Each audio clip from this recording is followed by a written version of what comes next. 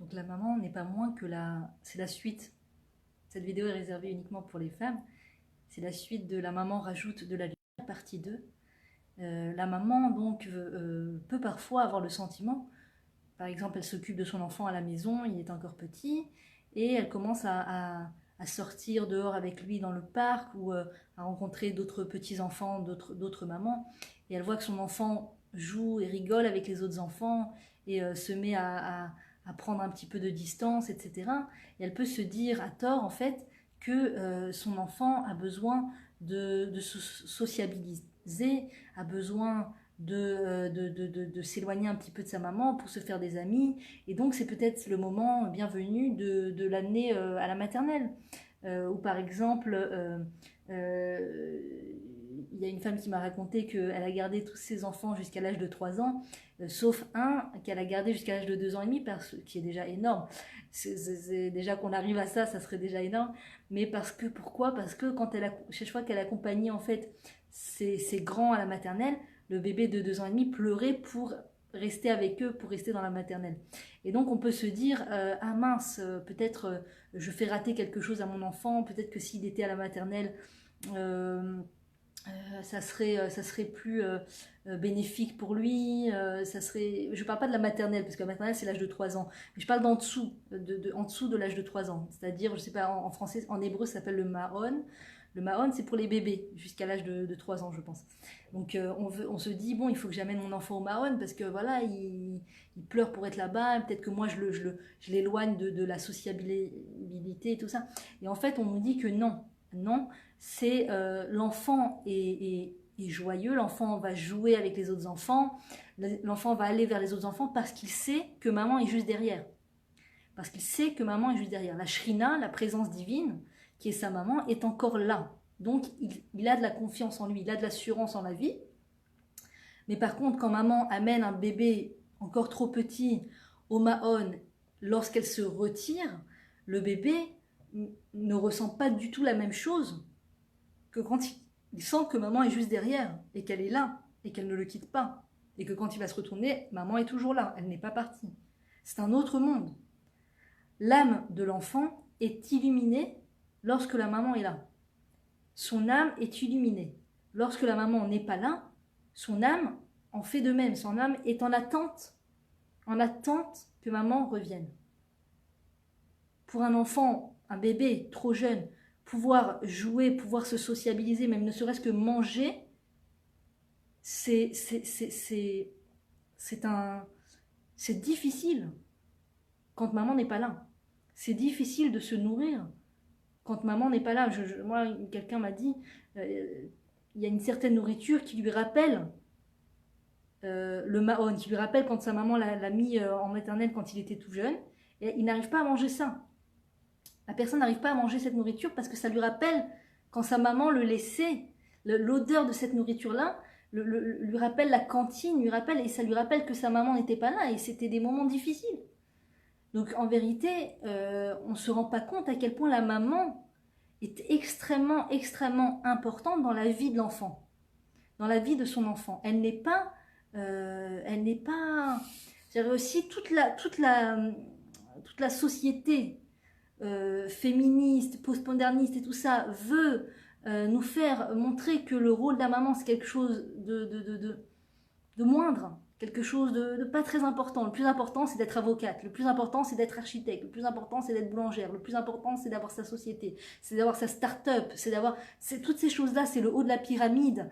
Et maman c'est un peu, bon, c'est au cas où t'as pas réussi à faire des études, quoi. Au cas où, bon, bah t'as pas trouvé ta branche, bon, bah tu t'occupes de tes enfants. C'est ça l'image qu'a la société sur le rôle de la maman. Et en vérité, c'est le contraire. La maman, c'est le haut de la pyramide. La maman, c'est le haut de la pyramide. Quand une femme devient maman et qu'elle remplit son rôle, elle materne son enfant, elle l'allaite, elle le prend dans ses bras, elle le baigne, elle lui chante des chansons, elle le nourrit. Même quand elle parle au téléphone et qu'il est à côté dans le salon et qu'il joue avec ses boîtes et qu'elle est au téléphone ou qu'elle remue les marmites. L'enfant, quand il profite de maman, de sa voix, de sa présence. Il voit avec ses yeux l'ombre de maman, la forme de maman, la présence de maman. Toute personne sait ressentir si sa maman est présente ou pas. Quand la maman est dans la maison, c'est tout différent que quand la maman n'est pas dans la maison. Donc toute cette société a voulu nous faire croire que la maman c'est quelque chose de pas très important. C'est pas vrai, c'est le haut de la pyramide, c'est la fonction la plus suprême. La plus suprême. On est le plus efficace quand on réalise ce rôle de maman, de materner, de s'occuper de ses enfants. On est le plus efficace à 100%. À 100%. Et d'ailleurs, il y a eu une étude qui a été faite que les hommes sont beaucoup plus efficaces dans les métiers que les femmes. Un homme est plus efficace lorsqu'il est maître d'école qu'une femme. Un homme est plus efficace, je sais que ça peut hérisser les poils, mais enfin non, la justice est là juste, et que tout le monde est au même niveau et tout le monde est pareil. Il y a des différences prépondérantes chez l'homme et prépondérantes chez la femme. C'est comme ça que le Créateur a créé la femme, c'est comme ça que le Créateur a créé l'homme avec des qualités bien précises chez l'un, des qualités bien précises chez l'autre, des fonctions totalement différentes. Un cœur, le cœur de la maman n'est pas le cœur du papa, c'est pas les mêmes, ils sont pas faits de la même planète, ils sont pas faits des mêmes matériaux. Le cœur de la maman, c'est quelque chose de beaucoup plus sensible, de beaucoup plus chaleureux, de beaucoup plus attentionné aux détails de l'enfant, et qui peut beaucoup plus facilement comprendre Bina Yetera, c'est comprendre une chose à l'intérieur d'une chose, d'avar mitor davar, c'est-à-dire du visage de son enfant en tirer une conclusion, du fait que son enfant se gratte quelque part, se démange, en tirer une conclusion avec beaucoup plus d'adresse, d'habilité que le papa. Et c'est pas pour rien, ce n'est pas pour rien. C'est justement parce que la maman a une fonction bien plus précise et différente que celle du papa. Donc quand la femme remplit son rôle de maman, quand c'est pas encore le moment, c'est pas encore le moment. Hachem, il envoie au bon moment, quand c'est le moment. Quand on fait tout ce qu'on peut et que l'enfant n'est pas encore venu, c'est que c'est pas encore le moment. Donc il ne faut pas s'inquiéter de ça. Mais quand c'est le moment et que c'est arrivé, eh bien quand la femme va remplir ce rôle justement d'être avec ses enfants, elle ne doit pas tomber dans ce que la société veut lui faire croire que c'est pas très important. Ça commence à devenir important quand elle passe le pas de la porte de sa maison pour être à l'extérieur, pour pouvoir faire quelque chose d'autre, pour pouvoir être avec les clients, qu'elle ne pense pas que quand elle est avec ses clients, quand elle est avec son boss, quand elle est dans sa boîte, quand elle est en train de monter sa start-up, quand elle est en train d'étudier quelque chose à l'extérieur, c'est pas en ça qu'elle est vraiment bénéfique au monde. C'est pas en ça qu'elle apporte une réelle bracha dans le monde, bénédiction dans le monde.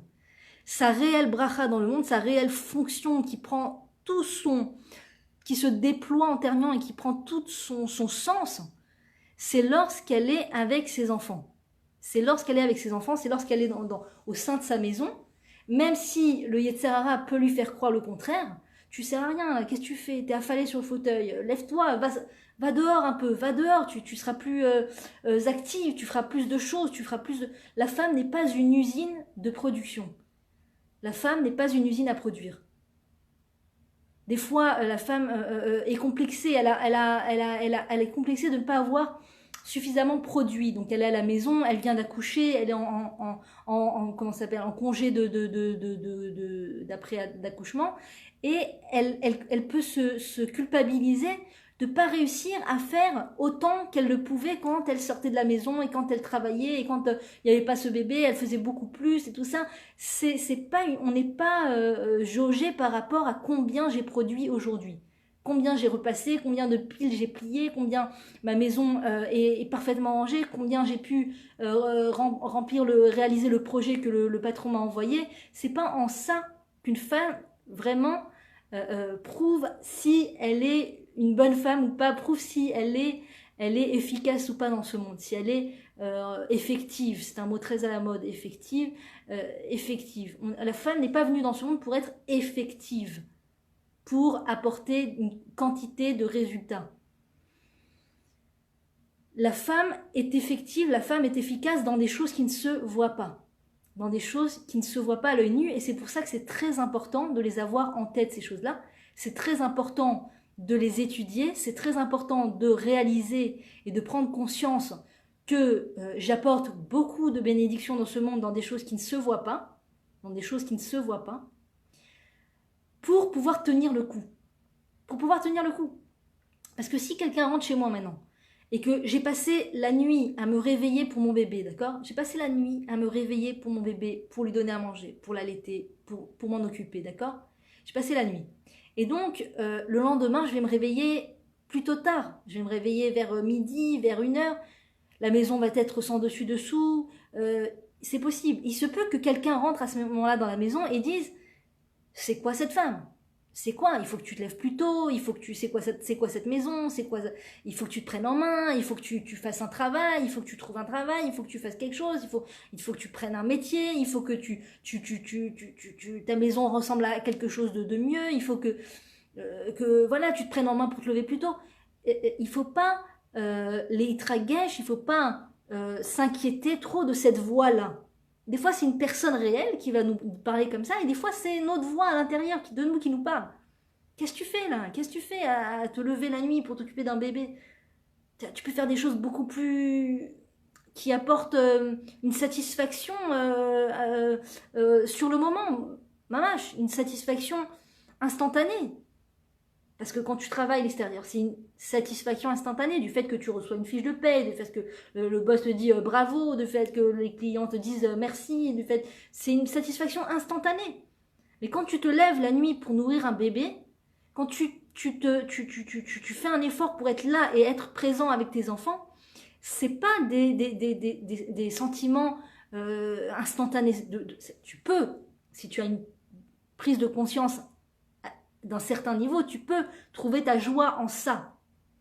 Mais si on n'a pas vraiment conscience de chaque effort, et ça peut arriver à tout un chacun, même quand on n'a pas une super, même quand on a une super prise de conscience, il se peut qu'à l'instant présent où les enfants font une bataille de spaghettis dans la cuisine, que j'ai essayé de ranger un petit peu, de mettre en ordre avant que mon mari n'arrive, et que y en a un qui hurle, il se peut que même avec toute la compréhension du moment sacré que je suis en train de faire passer à mes enfants, du fait que je suis là avec eux et que j'aurais fait un plat de spaghettis et que je ne leur crie pas dessus quand ils se bataillent avec ces spaghettis, parce que je sais que ça fait partie de leur processus de développement et de joie dans la vie.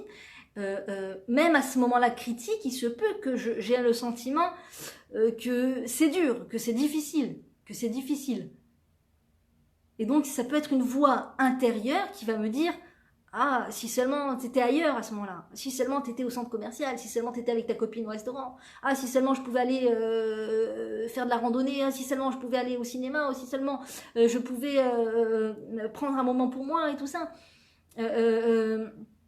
Et là, il faut comprendre que c'est très important de prendre conscience à quel point, si on voyait, vous savez, il y a une chanson très très belle, de Ishaï Ribo, je crois, et Amir, Amir peut-être, oui, en français comme ça, d'où vient la lumière. Je crois que c'est ça la chanson, d'où vient la lumière. Et les paroles, c'est ça. Bientôt, on verra d'où vient la lumière. D'où vient la lumière. Peut-être que c'est un indice par rapport au fait que quand le temple sera reconstruit, on verra vraiment d'où vient la vraie lumière spirituelle, d'où vient vraiment la bénédiction.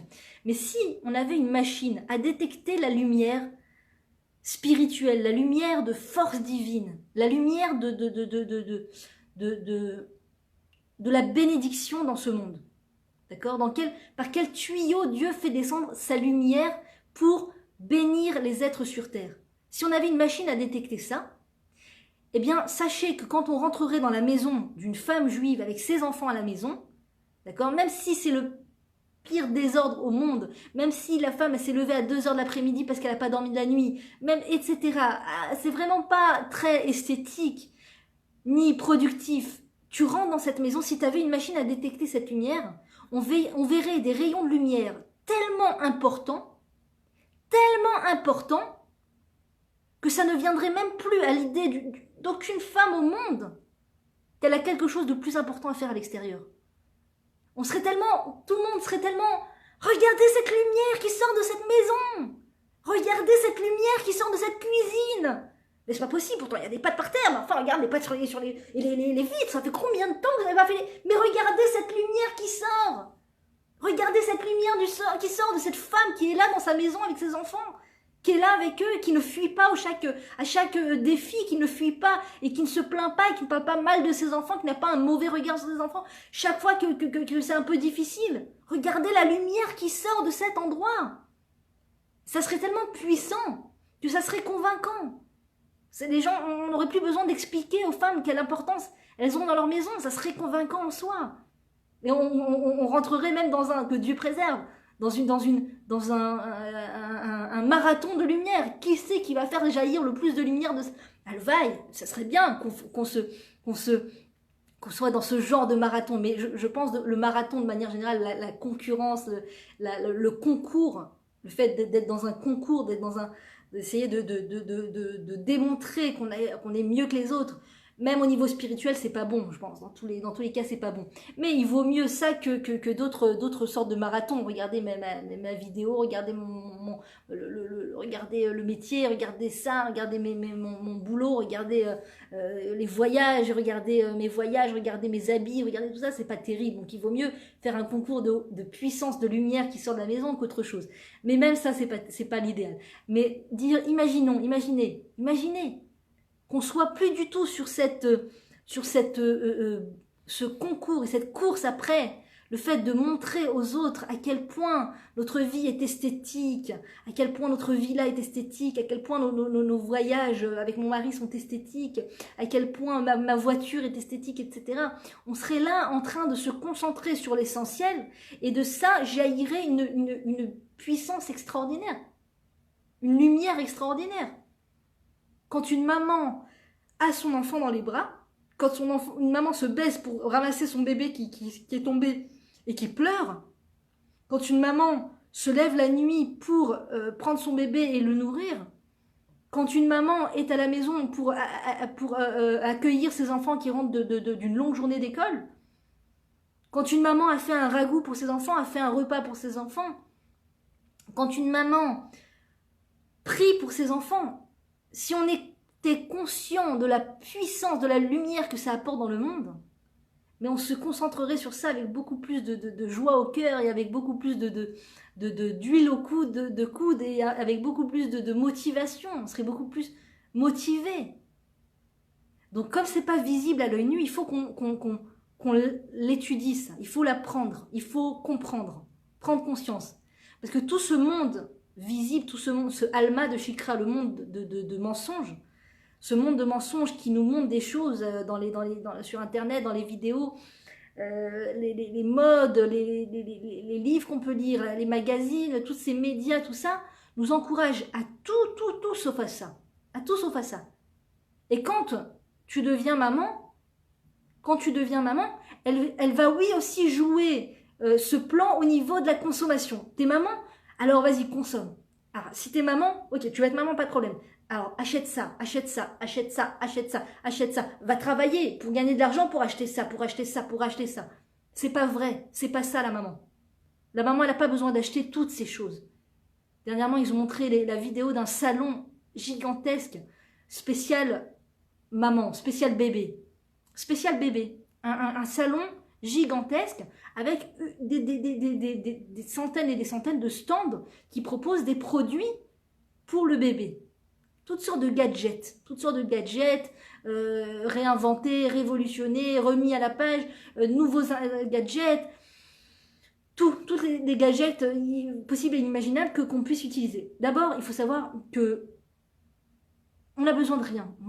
On peut se passer de toutes ces choses. On peut largement se passer de tous les gadgets. Le stérilisateur de biberon, le porte-truc, le kangourou, le machin, le truc qui vient à la plage, le talkie-walkie. On peut se passer de tout. Je ne dis pas qu'on n'a pas le droit de s'en servir, mais on peut se passer de tout. C'est pas une tragédie si on n'a pas réussi à acheter l'un de ces gadgets. D'accord ? le plus important n'était pas représenté dans ce salon. Puisque rien, aucune consommation ne peut proposer ce produit. C'est l'allaitement. Le summum de ce qu'une maman peut donner à son bébé. N'ayez pas le mal au cœur si vous n'avez pas pu allaiter vos enfants, si vous ne pouvez pas allaiter vos enfants parce que vous n'êtes pas en capacité de le faire ou quoi. N'ayez pas de peine par rapport à ça, mais sachez pour les prochains s'il y a une possibilité de le faire, ou pour le dire aux femmes, si jamais elles vous posent la question est-ce que je donne du lait en poudre ou est-ce que j'allaite, sachez que si vous en avez la capacité, si vous pouvez le faire, l'allaitement c'est ce qu'il y a de plus primordial pour un bébé. Il n'y a rien qui arrive à rivaliser au niveau de la qualité de ce que ça donne à l'enfant pour se construire dans la vie avec l'allaitement. Donc, dans tout ce salon qui propose Zama, soi-disant, des gadgets pour le bien-être de l'enfant, au final, le mieux que la femme puisse donner n'était pas dans ce salon, puisque c'est l'allaitement. Comment tu veux proposer de vendre de l'allaitement aux femmes? Tu peux proposer, oui, il y a des gadgets pour allaiter, et même ça, on peut s'en passer. Même ça, je me souviens, j'avais fait appel à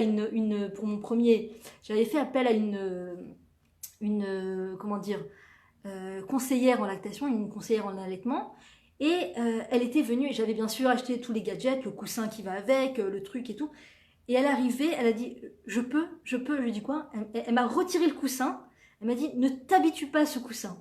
J'ai dit, pourquoi? Elle me dit, ne t'habitue pas, parce qu'après tu vas croire que si tu n'as pas le coussin, tu peux pas allaiter. Ah, oui, mon coussin, j'ai pas le coussin, je peux pas allaiter. Ne crois pas. Ton allaitement ne dépend de rien. Ne dépend de rien. C'est un cadeau que le Créateur te donne, que tu peux donner à ton enfant gratuitement, sans rien. Sans rien. Ça ne coûte pas un shekel. C'est gratuit. Et c'est bon pour la santé de la femme, c'est bon pour la santé du bébé. C'est extraordinaire. Donc c'est ce qu'il y a de meilleur. Donc aucune société de consommation ne peut te proposer ça.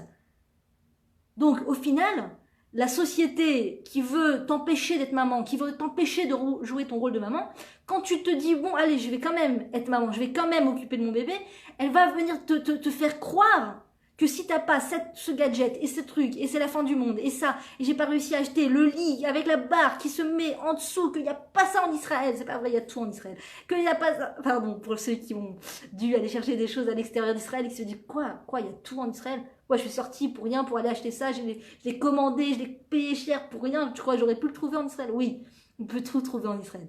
Alors, du coup, on peut vivre sans ces choses-là, on peut vivre. Moi, je me souviens, j'avais lu un livre, pour ma première grossesse justement, où il y avait le docteur parlait de tout un truc tout un dossier sur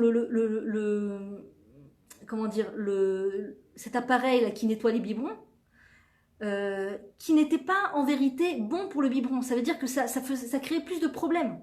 Le nettoie biberon là, je sais plus comment ça s'appelle.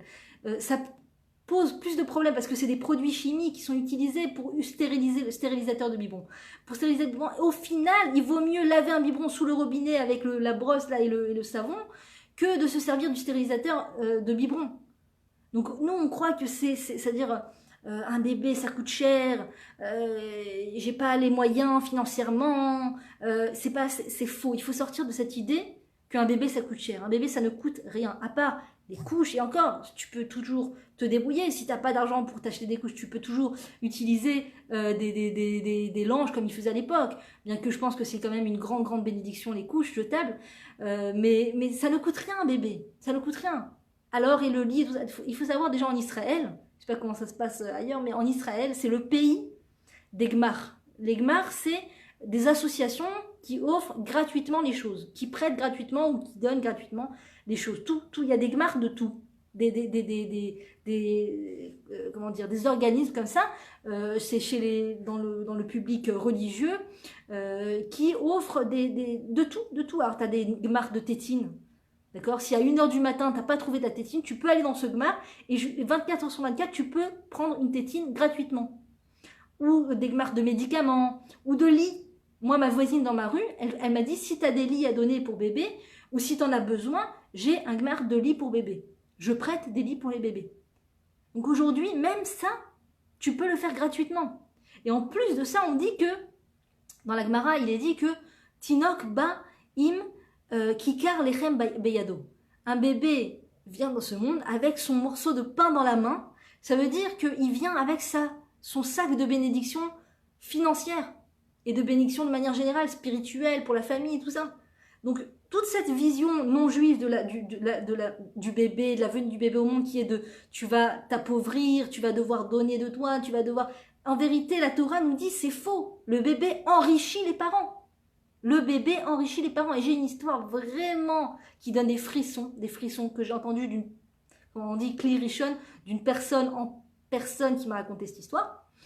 Qu'ils avaient déjà 3 enfants et qu'elle voulait avoir, c'est-à-dire, c'est pas qu'elle voulait absolument avoir aucun enfant, mais qu'elle était ouverte à recevoir tout ce que Dieu lui donnerait.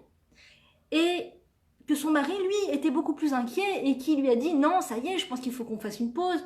Je veux d'abord me stabiliser professionnellement. Je veux pouvoir offrir à nos enfants tout ce dont ils ont besoin. Je veux pas qu'ils manquent de quelque chose sous prétexte qu'on a été égoïste avec eux et qu'on a amené d'autres enfants au monde alors qu'eux-mêmes, déjà, on n'arrivait pas à leur donner ce qu'ils avaient besoin. » Donc, elle m'a dit, il avait tout un raisonnement comme ça, très pauvre en foi en le Créateur, que le Créateur t'envoie le bébé avec le package, avec les forces, la bracha financière, etc. Et elle m'a dit, il a fallu que je le convainc, que je lui parle, que je lui explique, que je lui rassure, que je lui dise qu'il avait écrit un livre extraordinaire qui s'appelle Les clés de la vie du Rav Zamir Cohen, qui a été traduit en français par le Rav Eliyahu Hassan. Les clés de la vie du Rav Zamir Cohen. Formidable, qui explique plein de choses sur la vie et qui explique aussi sur le chapitre, sur le fait que quand on vient faire venir un enfant au monde, toute la bénédiction ça apporte dans le monde et que ça apporte aux autres frères et sœurs de la famille. Ça leur apprend à partager encore plus. Et il n'y a pas de plus beau cadeau pour un enfant que de lui donner un petit frère ou une petite sœur. Il n'y a pas de plus beau cadeau au monde. Il y a cette fausse phobie qu'on va peut-être rendre les frères et sœurs jaloux, ils vont être jaloux, ils vont devoir se partager papa et maman avec encore un autre frère et sœur. C'est pas vrai, il n'y a pas de plus merveilleux comme cadeau. Donc elle lui a expliqué toutes ces choses, elle a lu le livre, et elle lui a expliqué, et elle lui a dit qu'il vient avec sa bracha dans le monde et qu'il faut qu'il croie en ça, et il a eu beaucoup de mal à se laisser convaincre.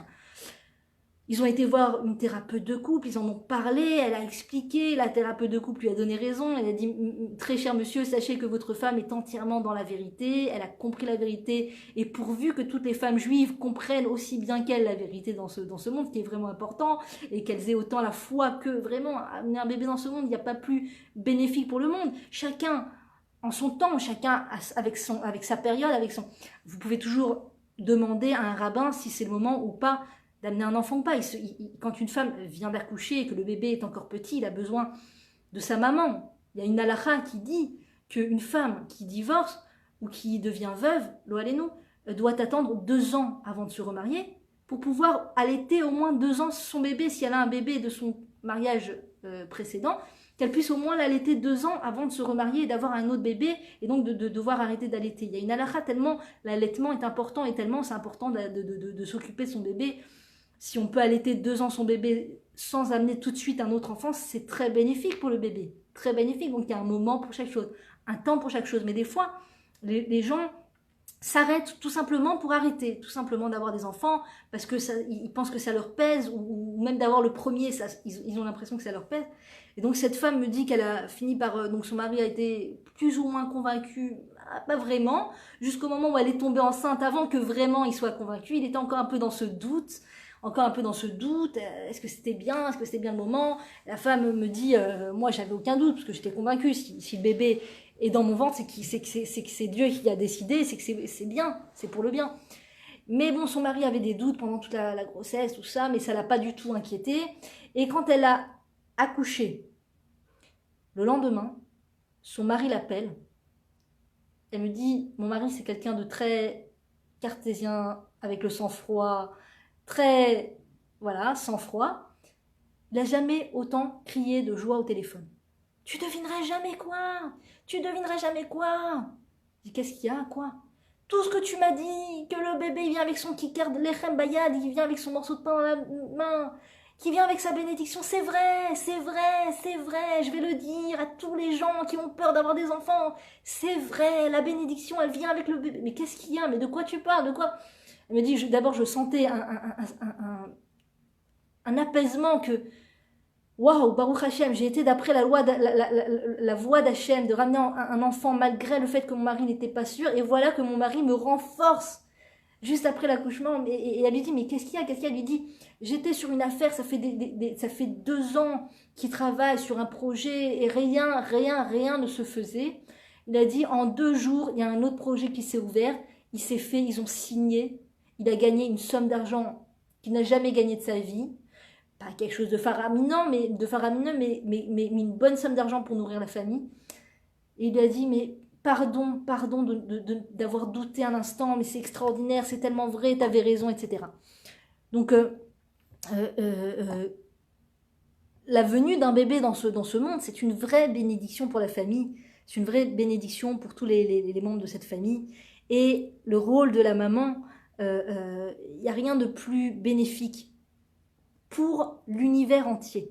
Parce que d'amener des êtres équilibrés du fait qu'ils sont proches de leur maman, le fait qu'ils ont accès à leur maman, qu'ils sont proches de leur maman, ça fait des gens beaucoup plus épanouis et beaucoup plus équilibrés dans la vie. Et donc la société est de plus en plus bénéfique et le peuple juif va en se renforçant. Dieu merci. Donc voilà, à très bientôt mes très chères dames. On essaiera de parler encore un peu de ce sujet, Be'ezrat Hashem. Que Dieu vous protège à toutes.